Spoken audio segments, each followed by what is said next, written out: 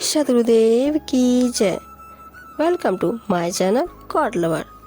माया तो जलते दीपक की लौ के समान है और मनुष्य उन पतंगों की तरह है जो इसके मुंह में उस पर मंडराते रहते हैं।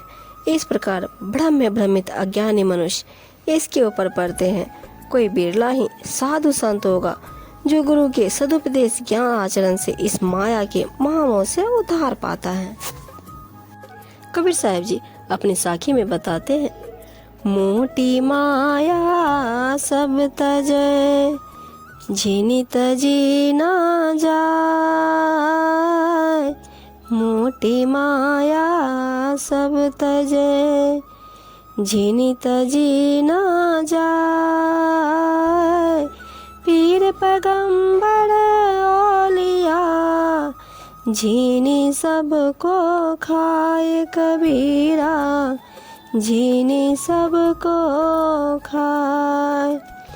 कहते हैं इस मोहिनी माया का स्थूल स्वरूप यानी धन संपत्ति, पुत्र स्त्री, घर तथा सगे संबंधी आदि का तो बहुत से लोग त्याग कर देते हैं, परंतु इसके सूक्ष्म रूप यानी यश, कीर्ति, मान सम्मान, मान मनोती एवं अन्य इसी प्रकार की कामनाओं का त्याग नहीं कर पाते। बस माया की यही सूक्ष्म आसक्ति पीर पैगंबर व औलिया आदि सबको खा जाती है। जिन्होंने वासना रूपी सूक्ष्म माया की आसक्ति का त्याग कर दिया, उनकी मोटी माया का संबंध स्वयं ही नष्ट हो गया। फिर ऐसे सज्जन पुरुषों के दुख समाप्त हो जाते हैं, अर्थात वे सर्वमुखी हो जाते हैं। माया से ती मति मिली जो सुबड़िया देही। माया से ती मति मिली जो सुबड़िया देही।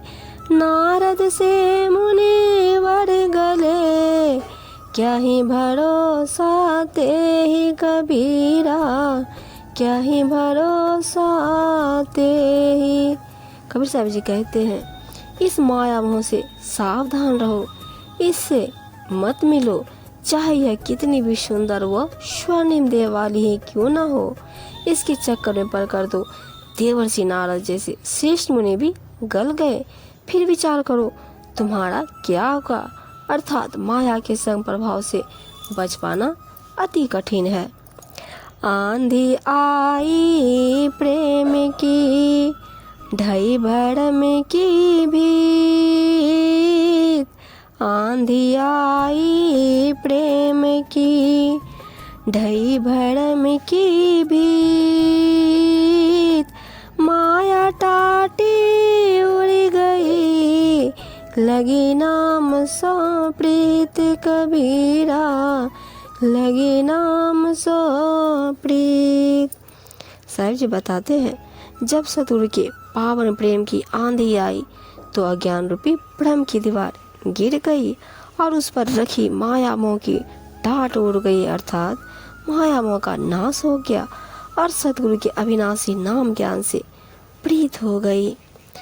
माया करक कदीम है यह भवसागर माही। माया करक कदीम है यह भवसागर माही। जम्बक रूपी जीव है खेचत ही मही जाय कबीरा। खेचत ही मही जाय।